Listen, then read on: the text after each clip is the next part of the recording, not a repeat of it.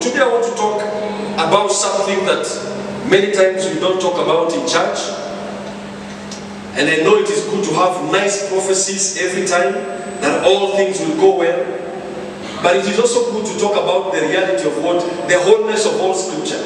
Because if you don't understand the scriptures in their wholeness, then there are some times you will give up and you will not understand the things that are happening in your life. Today I want to talk about trials and tests.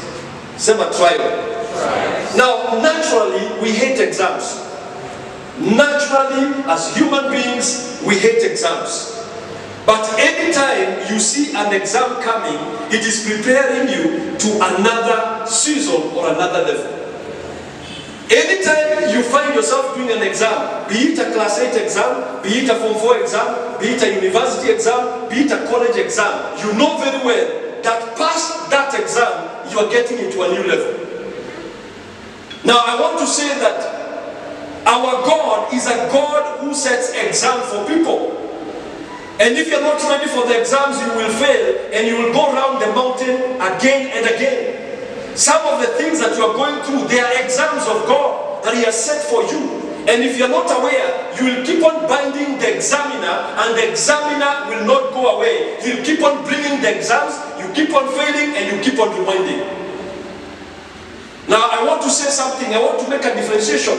Because there are people who think temptations and tests and trials are the same. Now temptation is something that the devil uses to try to bring you down or to cause you to sin. That's temptation. Now Joseph was tempted by the enemy when the woman who was the wife of Potiphar came naked and pulled him, wanting to sleep with him. That was a temptation. Now some of you have been tempted by your bosses where the boss tells you, if you sleep with me, then I will promote you. Temptation is something that drives you towards sin. So the test of God will come. The trials of God will also come. And the trials of God are to purify us.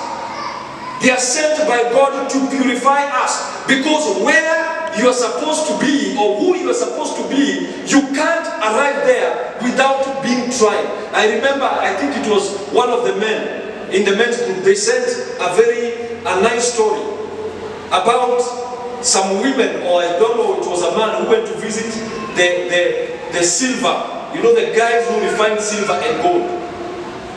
And when they visited that place, they would see the person putting the silver in the fire continually. And he asked one question, when do you know that the silver has become pure? And he said, when I begin to see my image in the silver. Now God will keep on trying you and testing you in different phases of life until He's able to see His image in you. Now if you're not ready to change, or if you're not ready to work with God, then you'll keep on remaining in that fire for a very long time. There are people who are still in the same level because every time you get a small promotion, you start fornicating. So God returns you to another level. There are some people who are here, when you get a little promotion, they will not see you in church. So after 6 months, you get fired. So you come back to church to pray again. God will still take you for refinery. There are some people who keep on going through issues in their marriage because the last time you were probably harassed by your husband, or you were called names by your husband, which is not the right thing, but you have never worked on your mouth. So you keep on praying and praying, Lord, change my husband. And God says, I'm refining you, I am trying you, I'm testing you, using that human being. Because God can use anything. Even God can use the devil. Because Job did not go through temptation, he went through trials. He went through trials because Job thought he knew God, but he didn't know God. That was a trial, that was not a temptation. In fact, the temptation was when the wife told Job, curse God and die. That was temptation. He was being tempted to sin. But all what Job went through, it was a trial, it was a test. Hallelujah. And today I want you to understand, because it is good to walk with the understanding of the Word of God. Because when you understand the Word of God, you will be ready for any exams that comes along the way. We have gone through exams with my wife, many of them. Hallelujah. And some of them were not easy. They were hard exams. But when you understand it's an exam, then you are ready to cooperate with God and do what he tells you. Because the beautiful thing about the exams of God, he also gives you leakage. He gives you scriptures to stand with. That is why he says, there is nothing that comes your way that he has not weighed. Just like today, if the government was to set a KCSE exam, it will set according to what has already been studied. It will be set according to what has already been studied. So things will happen. And I want us to read the book of James chapter 1, verse... James chapter 1, I think it is verse 3. After James comes after Hebrew. So if you look for Hebrew, you'll find James there. Chapter 1. From verse 2. Now I know most people don't enjoy this, but I want to teach you, because if you don't understand, then you will keep on going the same round, the same circles. The Bible says, my brothers, you can use New King James Version, so that we can be able, there are people when they see brethren, they start wondering what is brethren. So, the Bible says, my brothers, dear brothers and sisters. No. I said New King James Version. Don't worry. But you can still use that one to interchange it for easy of English. My brethren, meaning brothers, count it all joy when you fall into various trials. Count it. Can you imagine now? Your house has been closed. God is saying count it all joy. In other words, begin to celebrate. When you stand outside the door, he's telling you to celebrate. Now that is a bit crazy. But this is God telling us, my brother, count it all joy when you fall into various trials. Next verse. Knowing that the testing of your faith produces patience.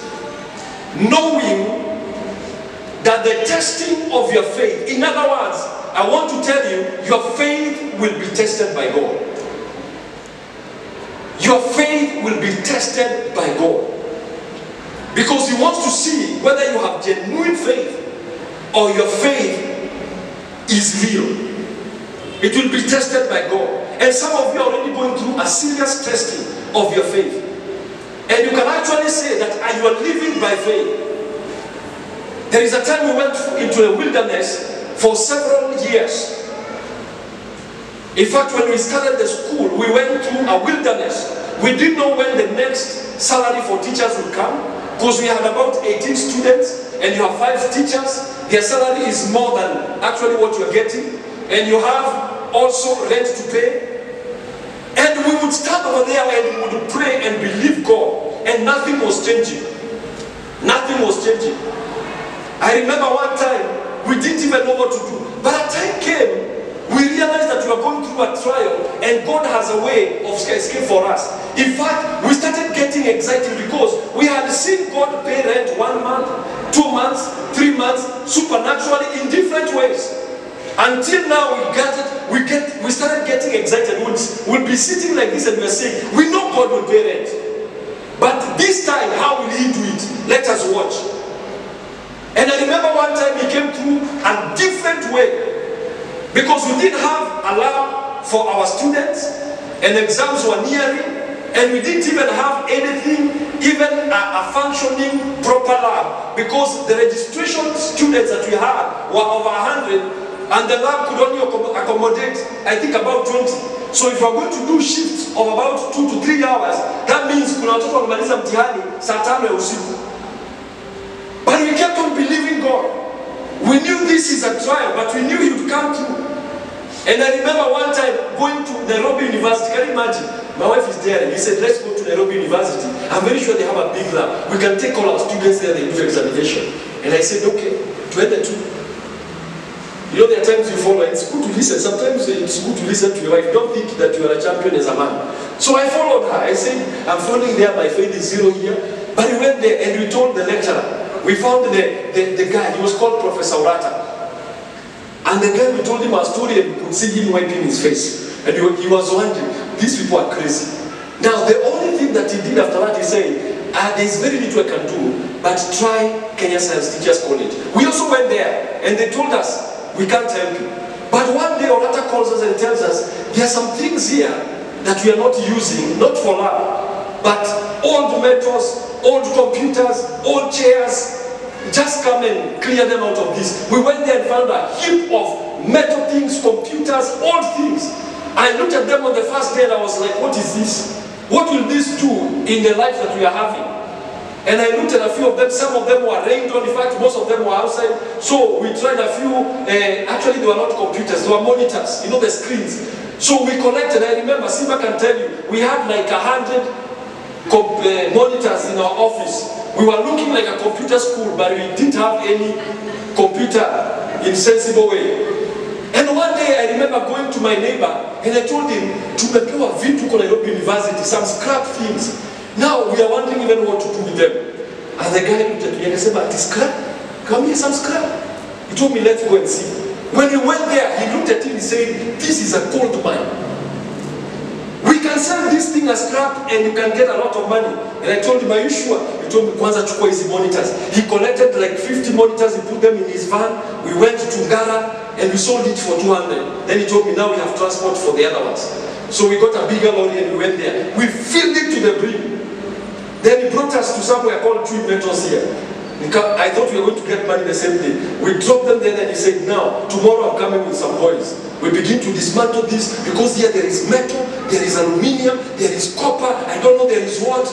And I'm telling you, by the end of it all, that experience, we had more money. We had money to pay rent, we had money to pay salary, and we had some money to even buy some lab equipment.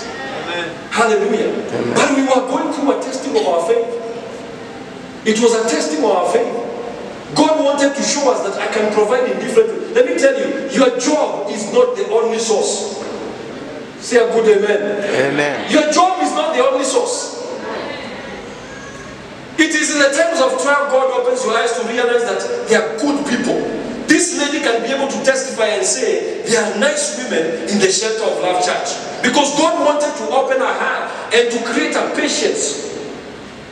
Hallelujah. Number one, I want to tell you, when the Bible says count it all joy, it is whenever you see trials, you are being tested for breakthrough. A breakthrough is so close. Hapo, iko karibu sana. If only you can pass the test, there is a breakthrough coming. Hallelujah.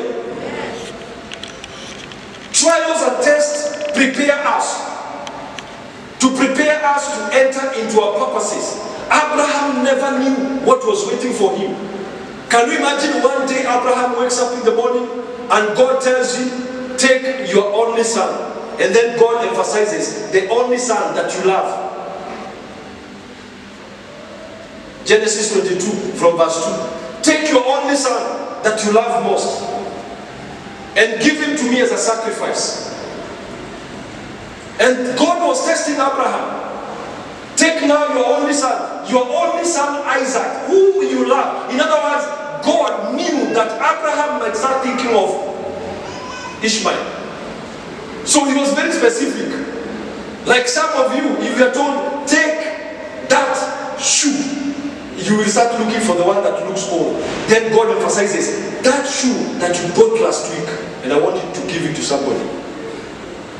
Now that is what was happening to Abraham. "Whom you love, and go to the land of Moriah and offer him there as a burnt offering on one of the mountains of which I shall tell you." And the Bible says that Abraham woke up in the morning and left with the son and with some of the helpers. And they went all the way. And when they saw the mountain from afar, he told the workers, "Remain here, because we are going to sacrifice to the Lord. And we are coming back." That was a powerful statement of faith. He didn't say, "I'm coming back." He said, "We are coming back." The reason why he's saying we are coming back, because God had given him a promise that through your son, I will bless the nations of the world. So he knew, even if I'm killing my son, there must be a way God will resurrect him. So that is why some of you need to have confidence, because when God promises something, he is assuring you that he will do it for you, even if it's a test. When he tells you, "Take that TV and give it to your neighbor," he already says, "Blessings I will give back to you, a good measure." So Abraham was holding on one word, that yes, I'm being tested. I know this is hard. I don't know how he'll be raised, but we are coming back. That was a statement of faith. And when he went to the place of the sacrifice, he arrives there. This man did not even have a time to argue with the son. And I think the son was a nice person, because there is nowhere in the Bible where you see Isaac struggling. Because you could have seen, the Bible would have recorded that Isaac was struggling. The boy was also waiting, because I'm very sure the father had shared his faith with the son. Have you shared your faith with your family? That when you go to hospital, for example, if you became sick and God forbid, that you tell them, I'm coming back. Will they have the faith that you're coming back? Have you shared your faith with your wife? That if something is going wrong, you tell her, I'm going and I'm coming back. Hallelujah. So trials qualify us. Trials qualify us for the position God has for us. You can't join Form 1 unless you pass the test for class 8. You can't. It's not possible. So you can't. Some of you got to quit praying for promotion and accept the trials that you're going through. Tell God, I'm ready for the test. I'm ready for the test. I remember when you were going through the wilderness for over 2 years. After we got married, I lost my job, and she also didn't have a job. We were hawking things, selling some stuff that up to today I don't know how they work, but we sold them anyway, by faith. But the thing is, I remember one time getting tired with this issue, and I was fasting. I went to one of the rooms, an empty room there, and I began to petition God. I'm tired of this thing that I'm going through. Like some of you are tired. And I went there and I began to pray and I began to pray. Suddenly, my mentality changed. I told God, listen, Father, you have taken us for too long through this wilderness. And I am getting tired. So if you have anything remaining to throw my way, bring it now. That was the prayer. Father, I am ready for any more. If you want to shame me, if you want to do whatever with my family, do whatever. Bring every trial that you want to bring my way and make it intense, because I wanted this thing to end. Because some of you, that's what you've been running away from trials. Every time God wants to try you, you take off. This high time you stood like this, you said, Lord, bring it on. Just bring it on. Hallelujah. If there's something that I need to see, let me see it now. And amazingly, that was the end of the wilderness. That particular day ended the wilderness. It actually brought an end to the wilderness, because God was like, I was waiting for you to a place where you can break down and be ready for anything. Some of you have become escapists. You love to run away. You run away from issues too much. You never want to face things headlong. You never. You have an issue with your wife. You don't want to listen to God, what He tells you. Probably He wants you to submit in that. When my marriage was not working, at time God told me, I'll never give you a job until you begin washing the dishes, you begin washing the clothes. B, understand where your wife sits. And I woke up one morning and she didn't understand why I'm cleaning the dishes. I'm telling her, niwachie nguo zako hapo, nitakuoshea ukienda kazi. I would do that, and I was washing the clothes with a lot of pain in my heart. But I knew, I was telling God, I am okay. I'm okay. Some of you have refused. That is why God has kept you putting into that level. Because today, when I see a clean house, I understand the job behind it. Now some of you men, you're jobless because unakaa hapo, unakula na masahani kama 5, bibi yako anakuja jioni, unamwambia osha. Now that's why you remain jobless for the longest time, because God wants to see whether you can be humble. Because today when I see my wife, a clean house, I know the job that is behind that clean house. She also understands what it takes for a man to go outside there and come back. Hallelujah. That is why some of you women, you keep on complaining, Father, how long am I going to work here? How long am I? Tell God, Lord, make me a good. Let me learn how a man feels. Go work. Bring the beef home and serve the table. Count it all joy. When you come back home, tell my husband, I love you so much. I'm excited. I know I'm going through a testing. I feel the way you feel, like a man hustling there, and here is money for rent, pay rent. Hallelujah. Bwana asifiwe. Because God will test you. And tests are not comfortable. Now the Bible says that trials produce patience. They produce patience. Let me tell you something. Nothing in life comes to completion without patience. Nothing. Nothing in life. Nothing.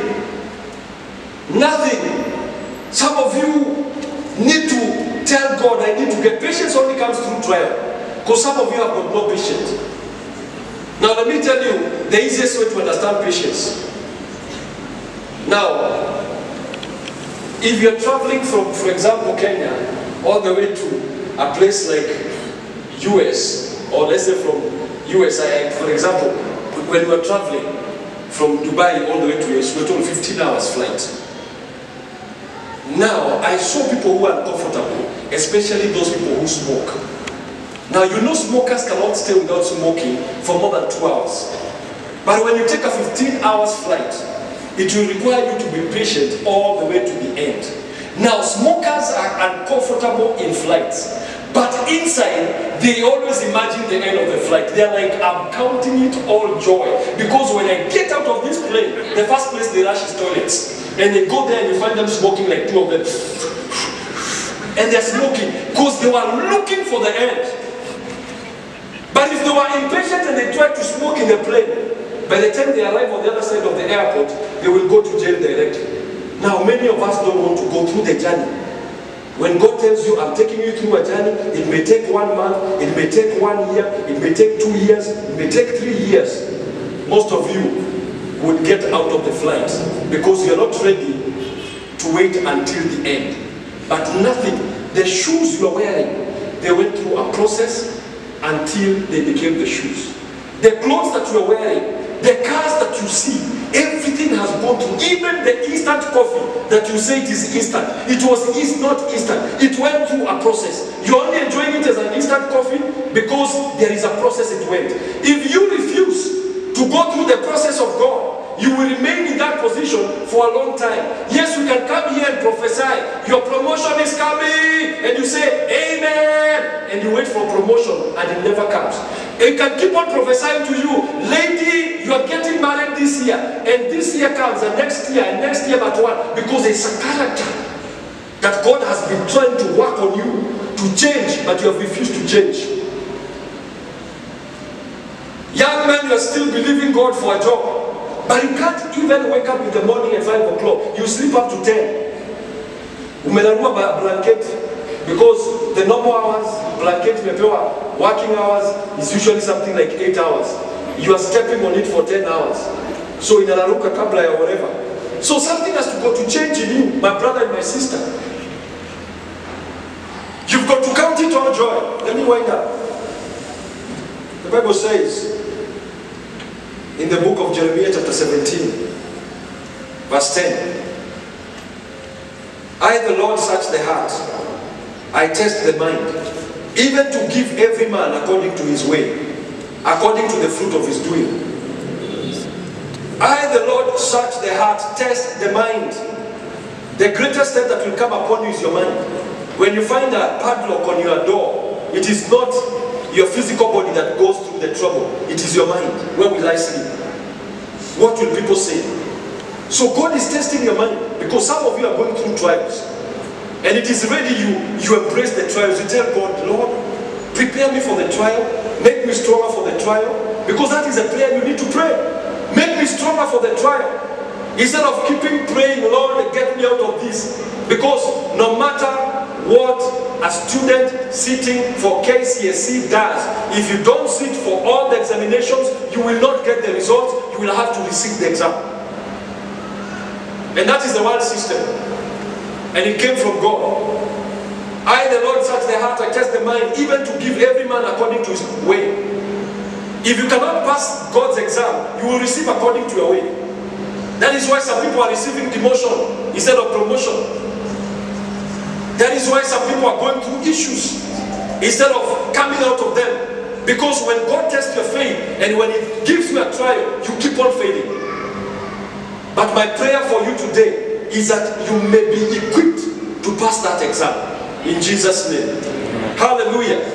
Deuteronomy 8:16, who fed you in the wilderness with manna, which your fathers did not know, that he might humble you. Some of you are living on manna, just enough. You don't know what you will eat tomorrow. Because God wants to humble you. Because pride, he can see pride in your heart.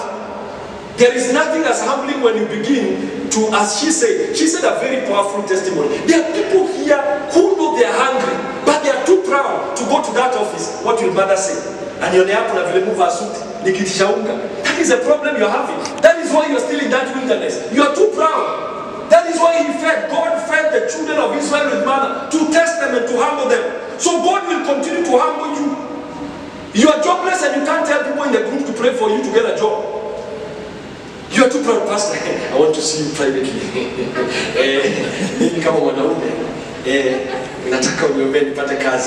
And you saw in the group, is there any man without a job?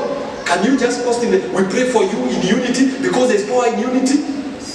But you want to be the Nicodemus, the one who goes at night.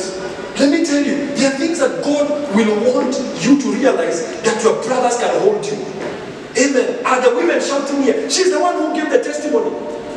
Are the women saying here, hey, we helped her? By the way, if she's not, we helped her. She's saying the testimony herself. Why? Because she's humble enough to go for that hunger. Yet somebody else is seated here. Seated here. But not knowing that you are brothers and sisters here who could be having the job that you are looking for. There are brothers and sisters here who have the job that you are looking for. Hallelujah. There are brothers and sisters here who can actually point out to you somebody that is interested in you and can marry you. You want to be married, but you're like, Pastor, don't tell me, see the heart just is there anybody who wants to get married? How can I point to, how can I show myself desperate? That is why things continue the same way. I'm not saying that you go telling everybody now in your group, Pastor saying, I don't have hunger, so now I'm saying it over here. But there are times you can be able to sense God trying to humble you. He fed you in the wilderness with manna, which your fathers did not know, that he might humble you and that he might test you to do you good in the end. Say a good amen on that. To do you good on them. God wants to do you good. That is why he's trying you. That is why the Bible says, count it all joy when you go through trials and temptations, because he wants to do you good in the end. Let me finish. Sorry I've taken long, but this one needed to help you. Verse 4 of James chapter 1. The Bible says, but let patience have perfect work, that you may be perfect. That you may be perfect. Verse 4. And entire, wanting nothing. Wanting nothing. But let patience have its perfect work. Let patience have its perfect work. There is something called patience, and it works. Allow patience to have some perfect work in you. What you are going through, if it is not the devil tempting you to sin, it is a test from God. Anything that is not pushing you to sin, it is a test of God. God looks at you and says, can you be able to go through this? You call yourself a man of God. You call yourself a woman of God. But the challenges have come. Now suddenly you want to compromise on your standing. Let patience have its perfect work. Because if you don't allow patience, you will not have instant coffee. If you don't allow patience to work on you, you will not have instant coffee. And the Bible says, and that you may be perfect. That you may be perfect. It took 14 years patiently waiting, and God had already spoken that we shall be on ready. 14 years. God was saying, we would look at, we know we are ready. You know, have you ever felt? I know some of you are sitting there and you feel like you are a preacher already. I can preach better than Pastor Julius. Now God says, I may keep you longer. Have you ever felt like you can become a better person than your CEO? But God keeps you waiting for 14 years. He kept us waiting for 14 years. Patience was having its work. But when God caused us to learn in Kameme, it was instant. After that, it has been over 8 years being in that show. having favor with God, because patience had its perfect work, that you may be perfect. That is when somebody comes and says, when I listen to you answering those questions, we wonder where the wisdom is coming from. It was the patience having its work in the 14 years. There are things, if we entered there on the 13th year, we could have said one statement that would have made 1,000 families divorce. But patience made us perfect in a way. Not as perfect human beings, but in that area of relationships and marriage, God perfected us. And complete. Do you know you can become complete? God has continued to complete us. That is why a door can open in Kameme Radio, a door can open in Kameme TV, a door can open in K24, a door opens in Millennium FM, and they continue to open. Why? Because there is a completion. Somebody listens and says, I hear sense in this person. Not because of us, but because patience had its perfect work, lacking nothing. Lacking nothing. Do you know you can reach a place where you're lacking nothing? You look at your wallet, you're lacking nothing. You look in your house, you're lacking nothing. You open up your mind, you look whether there's something lacking in your head, you find you're sober, you're okay, your head is good, lacking nothing. You look at your heart, lacking nothing. Everywhere you look around, you are lacking nothing. And I prophesy today that in the name of the Lord Jesus Christ, there are some people who have gone through trials and temptations, and you've been patient. And today marks the end in Jesus' name. Amen. Today marks the end in Jesus' name. Amen. You have cried patiently. You have not complained and held on to your faith. I declare an end in the name of Jesus. Amen. Now, there are also people, because this is a true gospel, who have just entered into their trial. I remember one time going to a pastor. I said, Pastor, I'm going through a serious wilderness. Please pray for me. I get out. He said, son, I will not pray for the end because it has just begun. I will pray for grace and strength. And for there are some people here who have entered into a situation where you are doing an exam of God. May you receive grace and may you receive strength in the name of the Lord Jesus Christ. Amen. If you cooperate with God, it will not take long. If you cooperate with God, it will not take long. So receive strength, even if you're quiet. I know many people don't like saying amen. But that day I left that office feeling like I would eat the pastor. But 2 months later, I was still in it, and I began to tell God, now, the strength you prayed about, just give it to me. The grace you prayed about, I need it now. And suddenly, because you accepted the grace of God and the strength of God, there is an injection. Because as long as you go to the hospital and the doctor is saying, I want to pass nataka kudunga huko nyuma, and you keep on refusing, and you keep on refusing, you will keep on with that sickness until the day you take your behind there and you are injected with the medicine and you get your healing. What else if you will? So the healing to be able to overcome trials and temptation is grace and strength. And I prophesy for those that God has appointed for an examination. May you receive grace and strength in Jesus' name. Amen. And for those that they have counted it all joy, they have gone through the wilderness, they have suffered, I declare an end. Amen. In Jesus' name. Amen. In Jesus' name. Amen. May you receive the blessing you've been hoping for. Amen. May you get married in Jesus' name. Amen. May you get that job in Jesus' name. Amen. May you get into that college in Jesus' name. Amen. May the Lord heal that marriage in Jesus' name. Amen. May the Lord reconcile your parents in Jesus' name. Amen. May God restore you fully in the mighty name of Jesus. Amen. Let us stand up on our feet.